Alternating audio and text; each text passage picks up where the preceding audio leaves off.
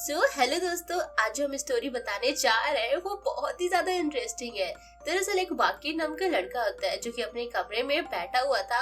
तभी उसे कुछ आवाज सुनाई देती है। जब वो उस आवाज का पीछा करते हुए जाता है तो उसे पता चलता है कि उसके पड़ोसी उसके घर के नीचे से सुरंग खोद रहे हैं।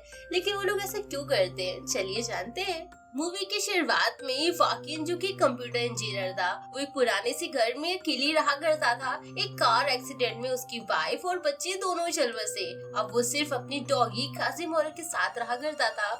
वो अकेले रहा करता था, इसीलिए वो ज्यादातर समय बेसमेंट में अपने कंप्यूटर के साथ बिताता था। एक दिन बगल वाले कमरे से उसे कुछ आवाजें सुनाई दे रही थी। जब उसने कान लगाकर सुनने की कोशिश की तो उसे कुछ भी समझ में नहीं आया। इसीलिए उसने दीवार में स्टेथोस्कोप लगा दिया और उसे अपने कंप्यूटर से कनेक्ट कर दिया ताकि उसमें सारी बातें रिकॉर्ड हो जाए। अगले दिन जब वो रिकॉर्डिंग को सुनता है तो उसे फिर भी कुछ समझ में नहीं आता। लेकिन अब उसने खुराफाती दिमाग लगाया और दीवार में छोटा सा छेद कर दिया और उसमें कैमरा डाल दिया। अगले दिन बर्था नाम की एक लेडी, जो कि अपनी छोटी सी बेटी बेटी के साथ उसके घर में रहने के लिए आई थी, वाकिर ने उसे ऊपर वाला कमरा रेंट में दे दिया। उसकी बेटी वैसे गूंगी तो नहीं थी, लेकिन उसे काफी समय से शांत रहने की आदत थी। बेटी को कोनों में छुपने की आदत थी। बर्था बार बार वाकिन से बात करने की कोशिश करती थी। कई बार तो वो तेज आवाज में गाने भी लगा दिया करती थी। वाकिन धीरे धीरे उन लोगों से घुलने मिलने लगा था। जब उसने कैमरे में देखा तो वो चौंक गया, क्योंकि वो लोग गड्ढा खोद रहे हैं और वो लोग क्रिसमस की रात को अपने काम को अंजाम देने वाले हैं और किसी बॉम्ब की बात भी चल रही है। लेकिन वो शौक तो तब हो गया जब उसने बर्था को वहाँ पर देखा। वो छत के रास्ते से वहाँ पर गई थी। बर्था न सिर्फ उन्हें जानती थी बल्कि वो उनके लीडर कैलेरिटो की गर्लफ्रेंड भी थी। उसने वाकिन पर नजर रखने के लिए उसके घर पे कमरा लिया था। कैलेरिटो ने उसे वहाँ पर आने के लिए डांटा और उसे एक चाबी दी और वहाँ से वापस भेज दिया। अगले दिन वाकिन को ये सारा खुरापाती आइडिया समझ में आ गया। दरअसल वो लोग बैंक के लॉकर से पैसा चुराने के लिए इकट्ठा कर रहे हैं। एक दिन बर्था मार्केट गई हुई थी, तभी वाकिन ने बेटी से फ्रेंडशिप करने की सोची, लेकिन कोई फायदा नहीं हुआ। तभी वाकिन ने नोटिस किया कि वो कासिमारो के कान में कुछ तो कह रही है। इसीलिए वो बात सुनने के लिए कासिमारो के कॉलर में एक माइक लगा देता है ताकि वो सारी बातें सुन सके कि आखिर वो बोल क्या रही है। अगले दिन वो उनका प्लान सुनता है। वो पैसों को एक छोर से दूसरे छोर तक ले जाएंगे। तभी गैलरिटो ने देखा कि उसका एक साथी किसी को मैसेज करके बैंक का एड्रेस बता रहा है। इसीलिए गैलरिटो ने उस आदमी को नीचे प्यार से बुलाया और पीटना शुरू कर दिया। लास्ट में उसके सिर पर हथौड़ा मारकर उसे मार डाला।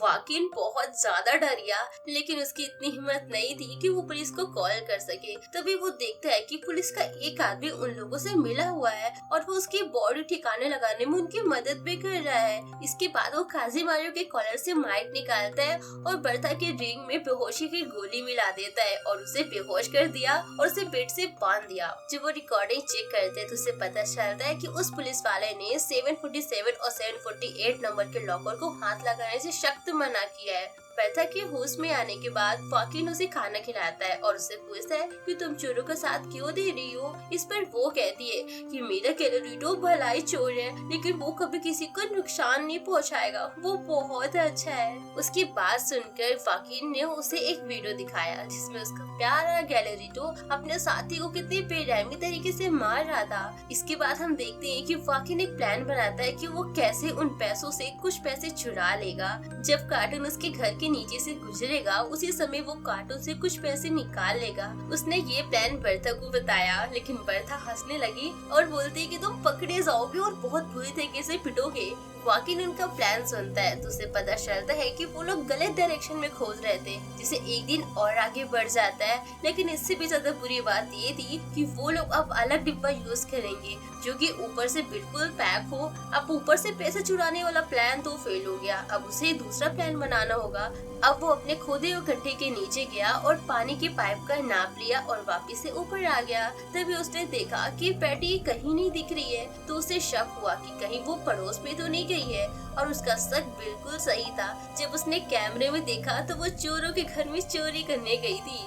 उसे लगा कि वहाँ पर कोई आ रहा है तो उस सीढ़ियों के पीछे छुप जाती है और एक आदमी की घड़ी उठा लेती है। वो आदमी अपनी घड़ी ढूंढने लगता है। उसी वक्त वहाँ पर गेटमैन आ जाता है जो कि पुलिस वाला होता है और उनकी मदद कर रहा होता है। उसने उन चोरों को एक लिस्ट पकड़ाई जिनमें उन सभी लॉकर के नंबर लिखे हुए थे जिन्हें छूने से अलार्म बजता है। इसके बदले में उन्हें 155 नंबर के लॉकर से कुछ डॉक्यूमेंट्स लाना था जिन्हें गेटमैन को जरूरत थी। सबके जाने के बाद बेटी भी वापस आ जाती है। उसे वापस ऊपर आने में वाकिन उसकी मदद करता है। वाकिन वो घड़ी अपने पास रख लेता है जो कि बेटी चुरा के लाई थी। इसके बाद जब वाकिन बर्था के पास गया तो उसी समय गैलेरिटो का कॉल आ गया।